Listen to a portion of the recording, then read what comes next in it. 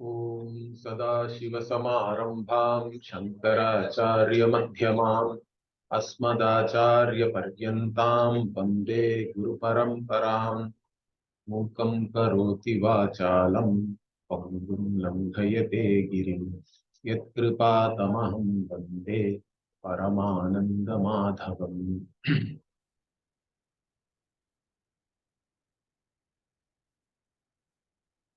So we were looking at the different yajnas or disciplines which Bhagavan listed out, which as a karma yogi, one can follow all these different sadhanas.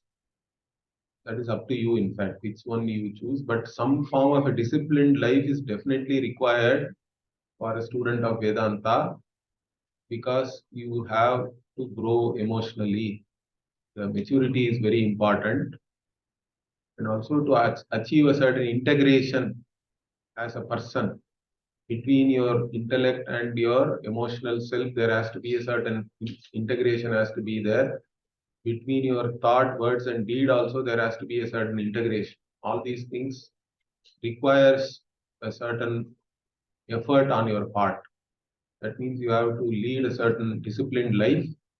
So that can be done in so many different ways. That's what he listed out. What all can be done. But all these things, all these yajnas are only born out of karma, because the Veda itself is talking about many different kinds of yajnas which are possible, and even other shastras like Yoga Shastra also are talking about a certain disciplined life, correct? Ashtanga Yoga and all that. So those things are all still born out of only karma, and even though they are a means, indirect means for you to gain knowledge because they prepare you to gain this knowledge. But you have to still know that they all are only born out of karma, and they are a means for gaining knowledge. You should not be stuck in that, in the means itself, correct? They are not an end in themselves. All these, even a certain disciplined life is only a means for achieving the knowledge. So they all culminate in knowledge. Like that he says, Sarvam, all these karma, jnane parisamapyate. Like that Bhagavan has said, correct? So he said that everything, all these things, karmajan, vidhitan, sarvan. So these things are all born out of karma. By knowing that only you are liberated, Bhagavan says, because if you know that, then you will be pursuing jnana. Okay. So that jnanam itself, sarvam karma akhilam partha jnane parisamapyate, also he says in the next verse. So the jnana yajna is the most important. Okay. So it is better than all this dravyamaya yajna, like that Bhagavan has said. So all these disciplined life, whatever you lead, is for the purpose of jnana, means how do I gain this knowledge? Is the next question. Jnana yajna means how do I go about doing this jnana yajna? Now that also he answers next. That is in the next verse. Tadvidhi pranipatena pariprashnena sevaya upadekshanti te jnanam jnaninas tattvadarshinaha. So Bhagavan now is saying tadvidhi. So know that. Okay, know that you have to know. And but how do I know? Know that means, then he is saying you have to go to a teacher. Okay, you have to go to a guru. The guru will teach you.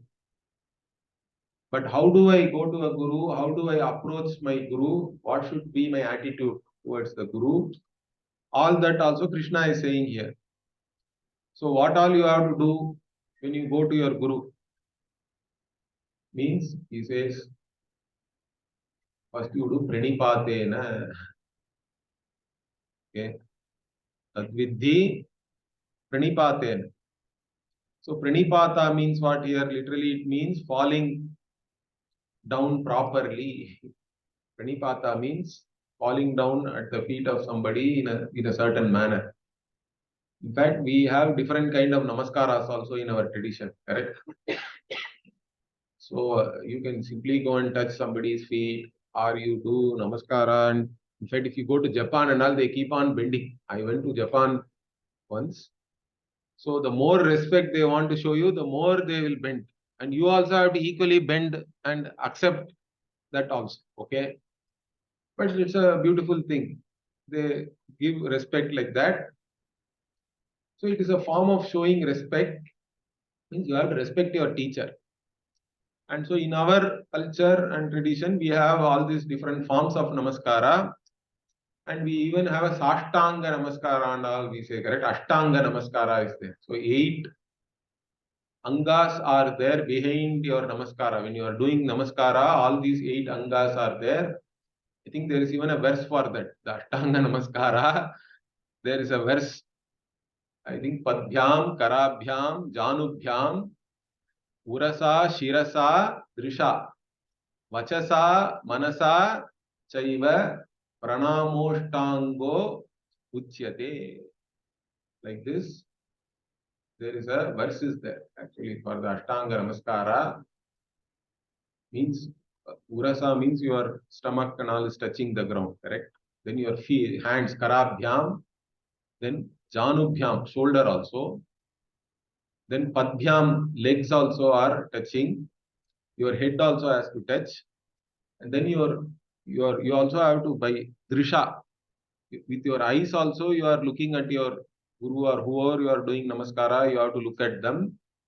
Then you have to say also, Aham Namami, Vachasa, and Manasa also. All these things have to be backed up with your mind, means you have to have a certain respect in your mind while you are performing the action. That is the Ashtanga Namaskara. It's not that you just fall down like a mechanical, whatever, mechanically you do some Namaskara. No.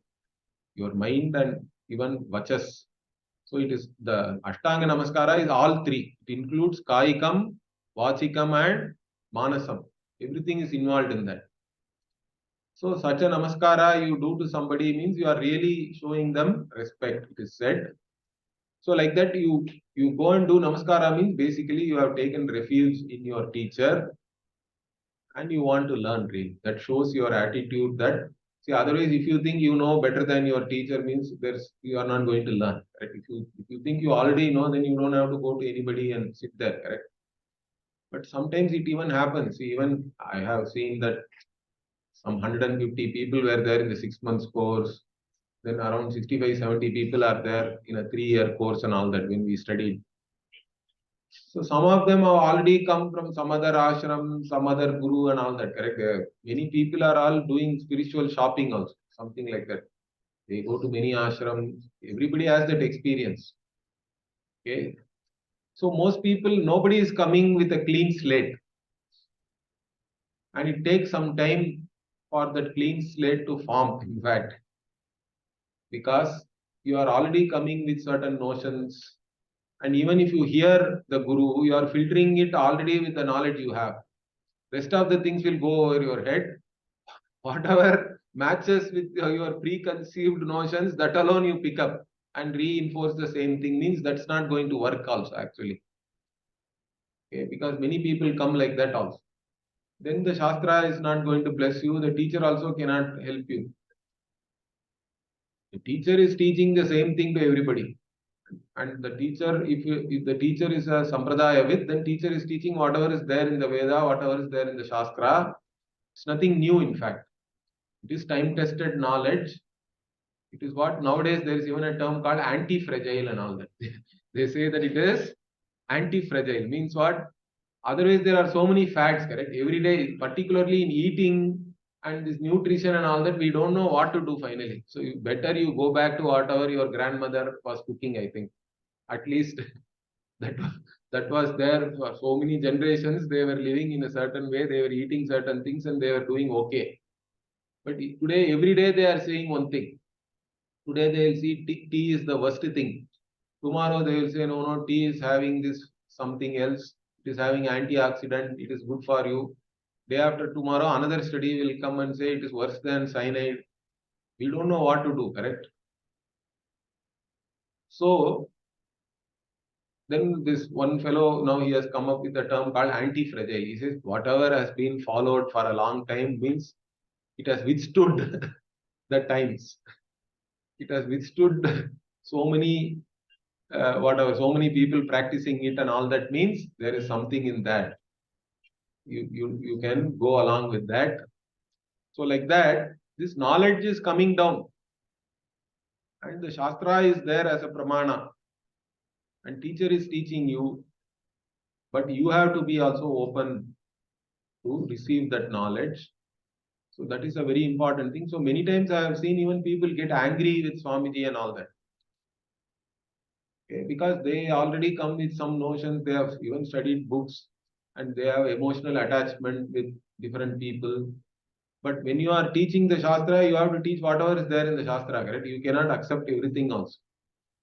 When we are actually analyzing and doing vichara, there is no question of this is also okay, that is also okay, we cannot say, correct? We cannot say Dvaitam also is okay, Vishtadvaitam also is okay, Advaita also is okay, means that's not teaching.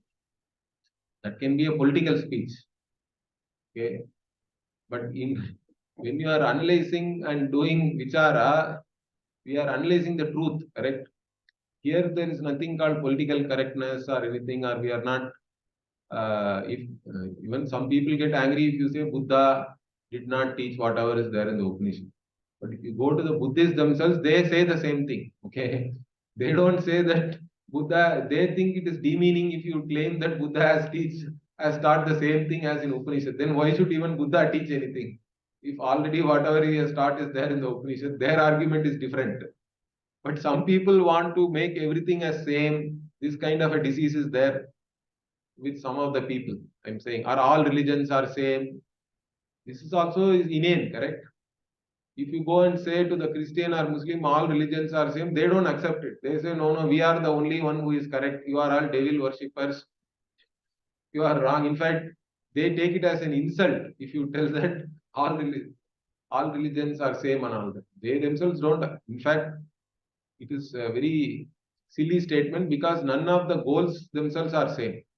Correct? Their goal is to go to some swarga. They even describe what their swarga is and what you have to do for that and all that to go to that swarga. But whether you will really go there or not, nobody knows. It's simply a belief system. But what we are teaching here is totally a different thing. It's not ours is not just a belief system or anything, right? It's a teaching tradition. That's why we even have a Guru Shishya Parampara, and this knowledge also will be given only if it is asked for, correct? It is only given for the asking. Even here, uh, Krishna is saying you go and do namaskara means basically by doing that you are also asking that you have to be taught. Only when you go and ask this can be taught. Even in this case also, Arjuna explicitly asked Krishna, then only he started teaching. So he says, Shadimam Tvam Prapannam. So he says, I have surrendered. This Pranipata part Arjuna has already done. He tells Krishna, I have surrendered to you. Aham Prapannaha. Shadimam. May you teach me. Shishyasteham, he says, I am your Shishya. So Shishyasteham Shadimam Tvam Prapannam. Like this, he already said in the second chapter. That's why Bhagavan started teaching. So, this being a teaching tradition, the student has to consider himself as a student and be open. And then only the teaching can be done. And also, so first thing is the attitude that I have come to learn. And the other thing is, how do I then learn means pariprashnena. So again, this is not some one-way communication alone, correct? The teaching is not just one way, or you have to swallow whatever is being said. That is okay in faith traditions, that whatever I say, you believe. That's all. Whether you understand it or not, you have to just believe. So you just believe what I say. It's not like that, correct? So even other traditions also, they have catechism and something and all that. They have already listed out certain things. And you have to believe that. That's all. If you ask one more question, you should have faith. That's all. Don't question. You cannot question. If you say God in heaven created the world, let us say, then even a child will ask, correct, who created heaven? Because you said God in heaven created the world. Then they have to say God only created heaven also. Let us. Then where was God before heaven was created? Shut up. Or you cannot say hell also. If you say, okay, God was in hell, means if he created hell for himself, then how can he be a God? So like that you can't question. Or you say God is Father in heaven.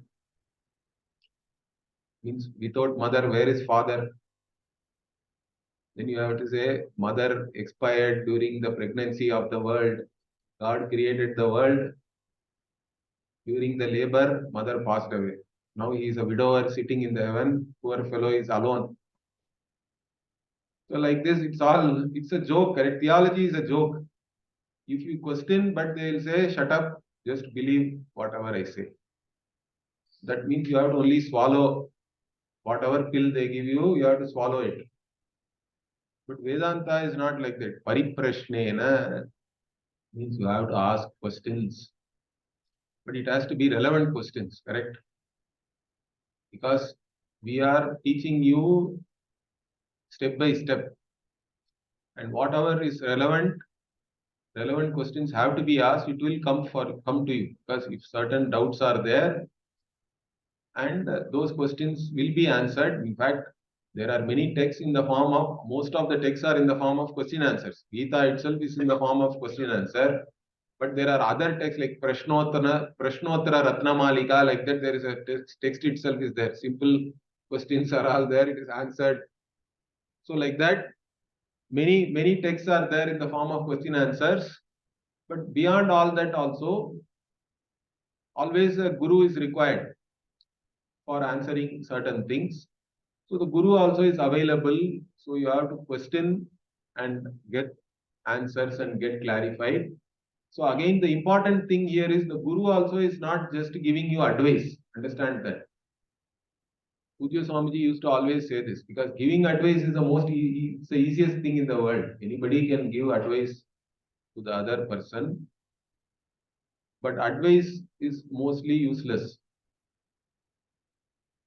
It's only that we are revealing to you whatever is there.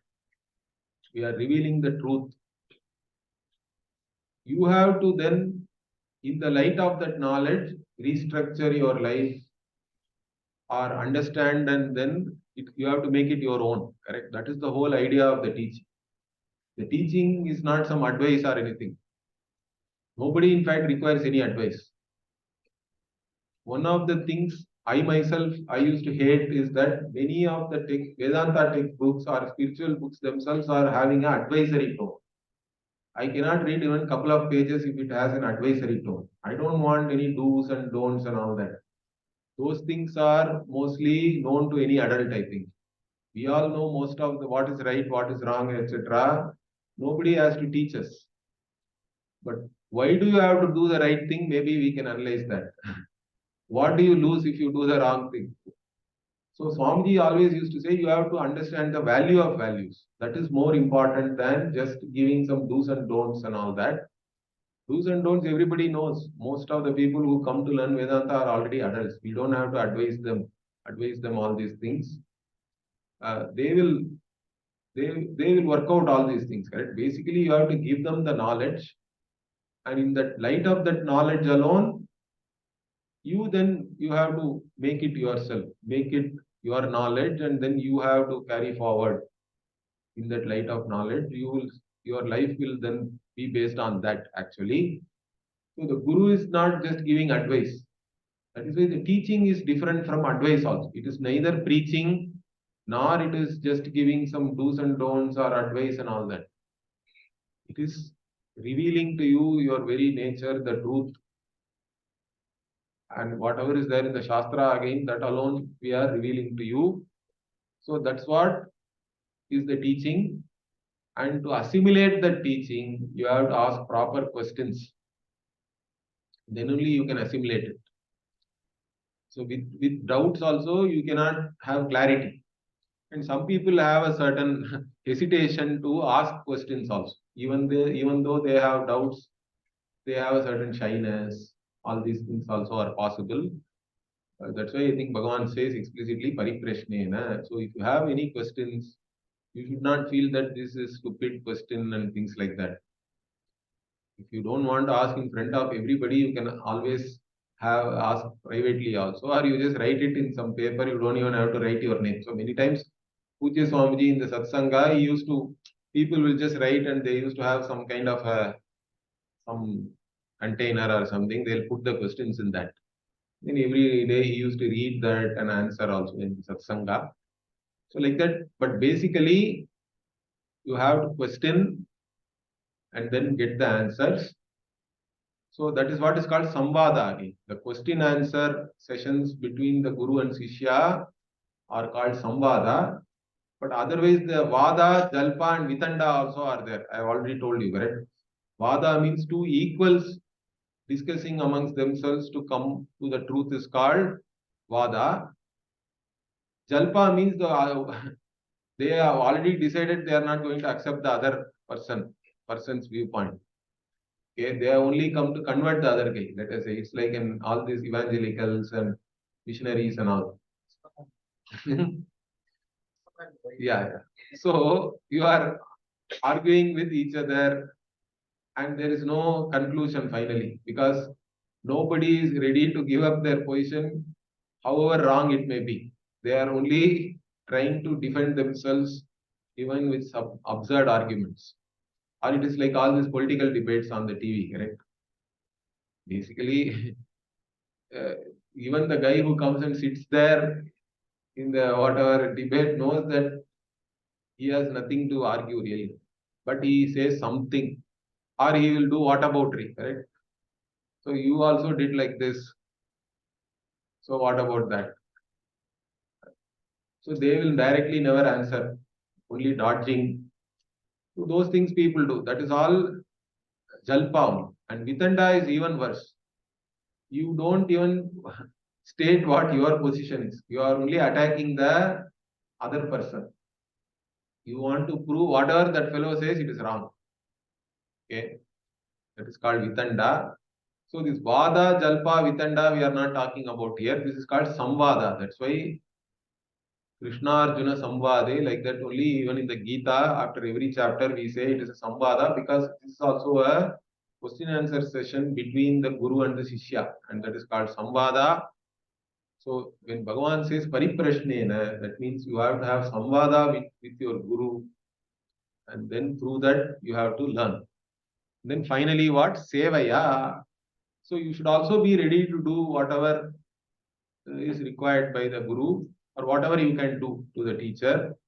Of course, so in traditional system there is no fees and all that, correct? Guru also doesn't expect anything. Always gurus are happy if somebody qualified comes to teach them, they are happy.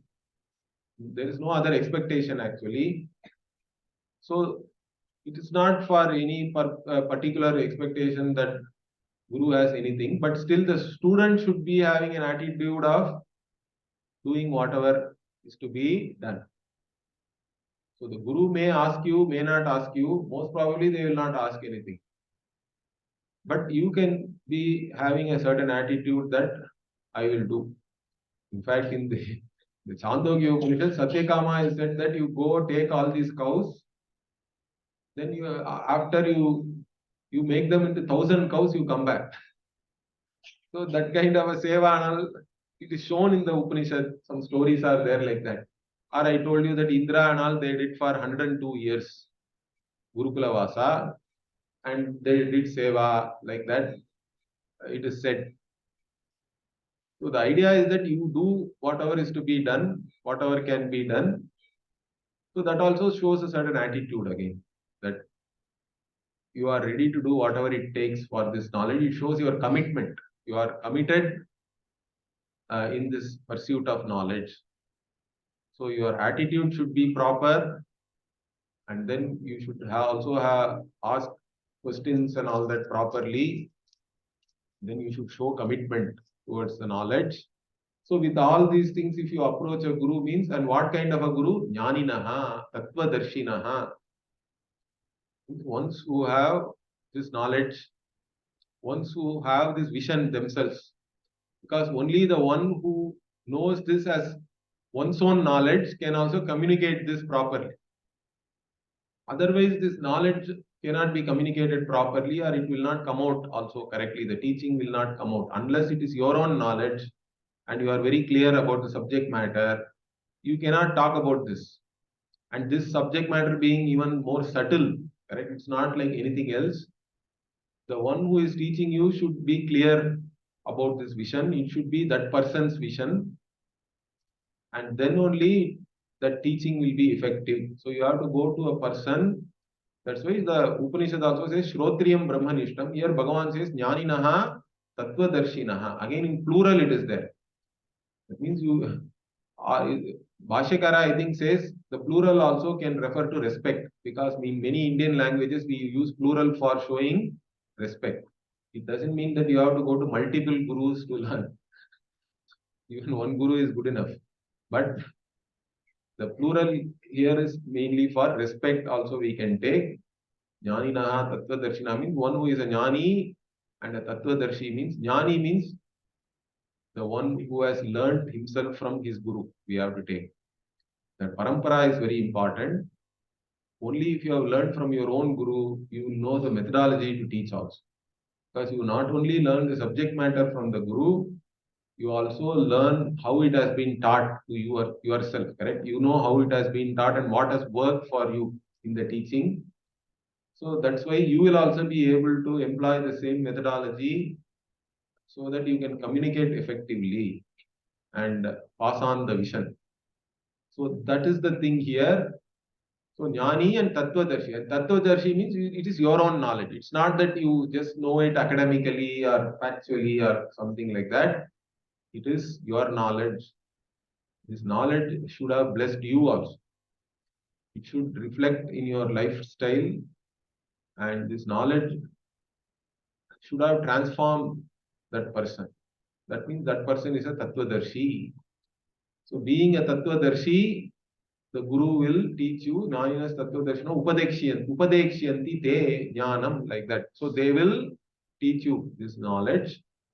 The only thing is you have to approach the Guru. The Guru feels that you are qualified. There is no reason not to teach. Okay. So that's what Bhagavan here says. So now once you have gained this knowledge, what will happen? So again Bhagavan gives you the Jnana Phalam once more. So that's the next verse. Yajñātvāna punar moham evam yasyasi pandava yena bhutanyaseshena drakshasyatman mayi. So Yajñātva, having known, having gained this knowledge, what? Punar moham na yasyasi. He Pandava. Pandava means Panduputra. Okay. Pandava. This delusion will not come back to you. The avidya, the ignorance cannot come back to you. So here it's a very important point Bhagavan is making. Once you have known this, there cannot be any ignorance cannot come back. You cannot have this moha again. Okay. Once you have known this in this manner, you have gone to a guru, you have learned it properly, means you can never become ignorant again, because the ignorance is gone forever. Because once there is knowledge, ignorance cannot come back. Wherever there is knowledge, knowledge is opposed to ignorance. So wherever there is light, darkness cannot come again. But even here, some people ask questions like, what if I forget or I get a hit on my head and something happens?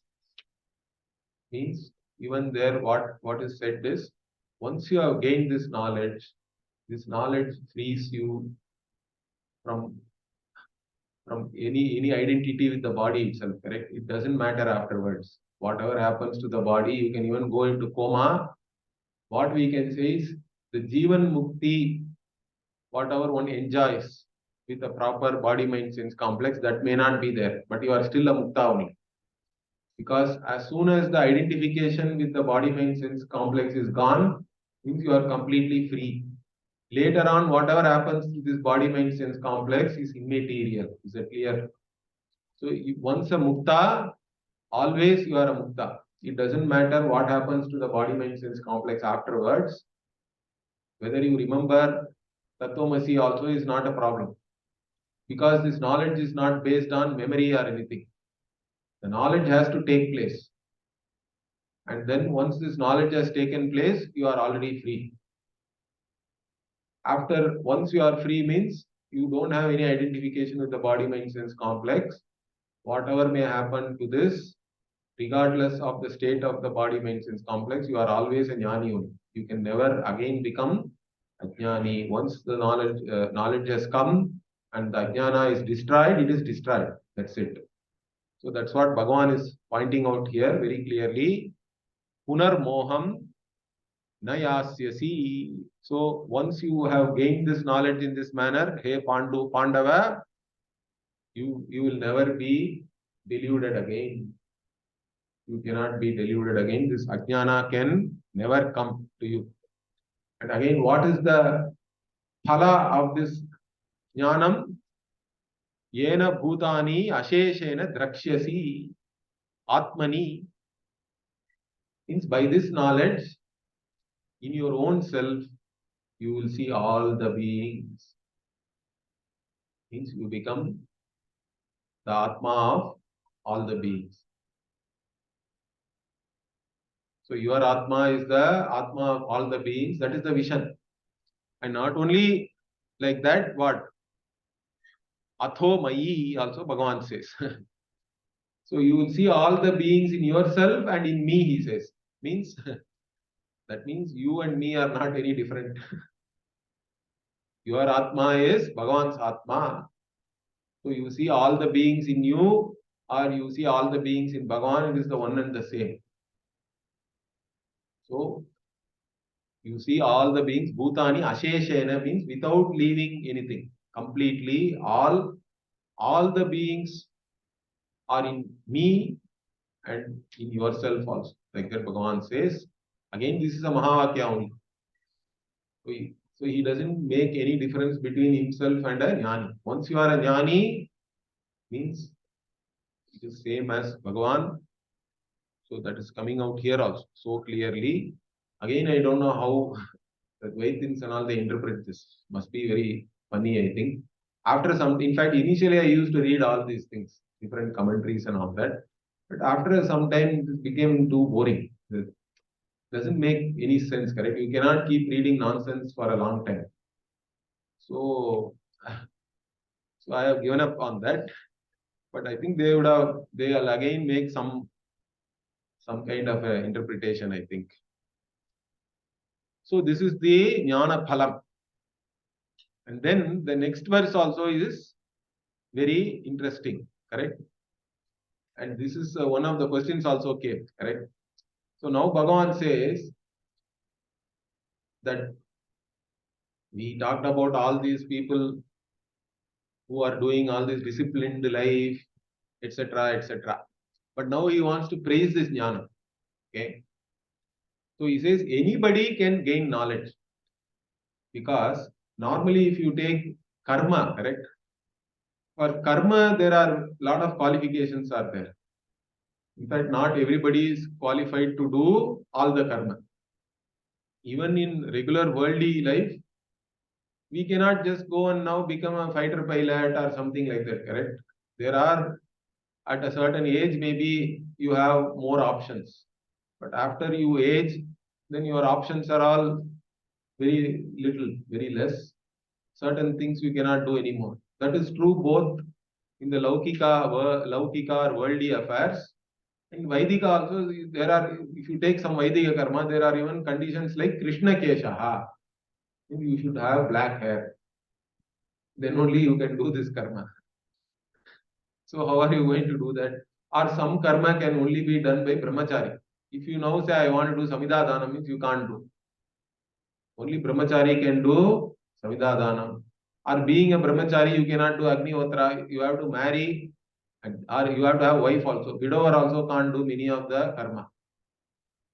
Okay, so only if you are a grihastha with a wife, you have to have a patni. So the word patni itself is interesting word. That once they called me for a wedding and then asked me to talk in the wedding. So in those days, I was more informed about Panini and Samskrita and all that. Nowadays, I have forgotten many of the things, but still, I just took the word Patni and I started talking about that, and it took me 1 hour or something just explaining that word because it's very interesting. The Panini Sutra, there are many words for a wife in Sanskrit, correct? Dara, like that. There are some words are there, but not all of them have the same meaning, like Patni. So Panini himself says Patyurno Yajna Sanyoge, like that. There is a sutra is there. So this Pat Dhatu gets this no is the nakara is the actual suffix there. Only when the wedding happens, Yajna Sanyoge, he says. When the yajna is done and the union happens, then only that she becomes a Patni. Otherwise, you can call some other names, Dara and all that. Okay. For being a Patni means that Agni Sakshi and all we say even in regularly when we talk about wedding, we say all that, correct? Saptapadi. So like that, the Yajnena Sanyogaha is one meaning for that. Patirno Yajna Sanyoge means for you to do the yajna for the purpose of becoming, sorry, you get the union done by doing the yajna. So the wedding was done with a yajna. Only in such a wedding, the bride becomes Patni. Yajnena Sanyogaha means that. But then one more meaning also is given. Yajnaya Sanyogaha means once you marry, Yajnena Sanyogaha, if you do only, with that Patni only, you can also do Yajna. Because why are you taking a Patni means for the purpose of becoming eligible to do all the Yajna. So the same Yajna Sanyoga can be taken as Yajnena Sanyogaha or Yajnaya Sanyogaha. So by doing the samasa differently, two different meanings we get. So the marriage itself has to be done with yajna. And then once you have a patni like that, then only you can do yajna also further. You become qualified. So to do karma, of course, we were talking about karma and qualification, correct? From there we went somewhere else. So to do karma, there are so many things are there. But what is the prerequisite for knowledge? All these things, are they relevant? Means no. That's what Bhagavan also is trying to say here. For gaining knowledge, only you have to be ready for that, and your guru has to be ready to teach you. Only these two things are required. Nothing else matters. Whether you are a brahmachari or whether you are married, whether you are retired, none of these things really matter. In fact, it doesn't even matter. You can be even the worst criminal, terrorist. But if you have reformed and you consider now yourself that you are eligible for this knowledge, and if your guru also considers that, then you can still pursue this knowledge. That is the idea. In fact, there are many stories like that, correct? Even Valmiki's story itself is pointing to something like that. So Valmiki was a what we call as this, what he was robbing everybody in the forest and all that, correct? So in the highway, he used to ambush people and he was only robbing people. Then suddenly one day he overhears that none of his family and all are really, he thinks that he is doing all this papa karma only for the sake of his family and all that. But they don't care about him. So suddenly he gets a realization, what is it? Why am I doing all these things? I thought I'm doing all these things for these people, but they don't really care for me. They still think I am doing something wrong and all that. So then he has a certain change of heart. So that's how he goes to Narada and all that. And Narada, in fact, tells him, you say Mara, Mara, Mara. That is the story. I don't know whether it's there. That is at least the whatever story which is going around is that Narada even didn't teach him Rama as a Taraka mantra. Instead, he taught him the other way around. But Mara also becomes Rama only. Right? If we keep on saying it, Mara, Mara, Rama also is Rama only.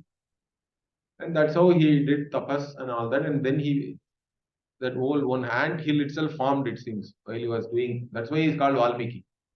Because Valmika means that ant hill only is called Valmika. So he came out of that and then he became a rishi. So in fact, all our rishi stories and all, if you see, there are weird stories are there. Even there is one Alvar like that. That Kulasekara Alvar or Tirumangai Alvar, correct. Tirumangai Alvar was a thief actually. He used to do the same thing. And he is a Vaishnava among the 12 Vaishnava saints. He is counted as also a Vaishnava saint. Okay.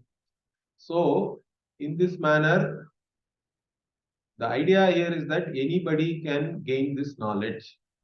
Only thing is you have to consider yours, or you have to be open enough to prepare yourself or attain a certain prerequisites which are required for the knowledge, and your guru also has to accept you and then teach you. That's all is required here. There is nothing like somebody is disqualified or anything. So that's what Bhagavan is saying here. Api chedasi papebhyaha sarvebhyah papakrittamaha sarvam jnana plavenaiva vrijinam santarishyasi. So now he is taking a hypothetical situation. He says api ched. Okay. Even let us say that asi means you are. You are pape sarvebhyaha papebhyaha papakrit tamaha, he says. Means sarvebhyaha papebhyaha means compared to all the papis or whoever has done papa, correct? Different types of papas are there. Bad karmas are there. Wrong activities, evil also you can say. There are so many evil things, evil people, evil activities. Let us say the worst among them you have done. Sarvebhyaha papebhyaha papakrittamaha means what? Among all the papa karmas or papis, you are the greatest papi. You are the worst papakrit tamaha.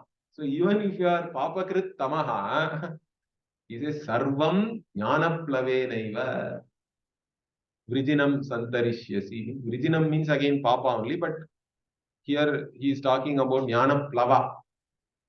Means with the raft of this knowledge, you can cross over any ocean of papas. If you have accumulated an ocean of papa, you can still use this knowledge which is the raft and you can cross over. So that is the mahima of knowledge. Again, Bhagavan is praising knowledge here. That's why Arjuna gets confused. Again, in the 5th chapter, he will ask the same question. Because in 4th chapter also you can see Bhagavan talks about the nature of karma. He says karma yoga, different types of yajna and all that.